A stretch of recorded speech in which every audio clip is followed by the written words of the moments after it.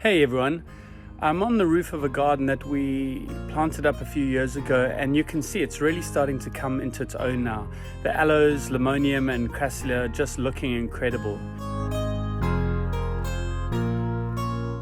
The salvias are flowering beautifully, and you can see the beautiful delicate pink flowers of the crassula multicava looking great. I just love limonium as a rewarding year-round flowering plant, and it's so hardy. The irrigation system up here uses these drip pipes with these tiny holes. This is great up on a roof where you might have a lot of wind, and any traditional sprinkler system is likely to lose a lot of water as it's blown away.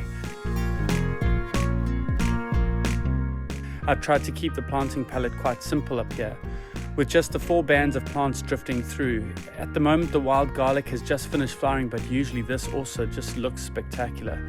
The key with roof gardens is to make sure that you use plants that are suited to the harsh conditions, wind, extreme temperatures and shallow root system. I'm really happy with how this garden has turned out, and I'm looking forward to how it's just going to grow over the next little while. Thanks for watching. Happy gardening.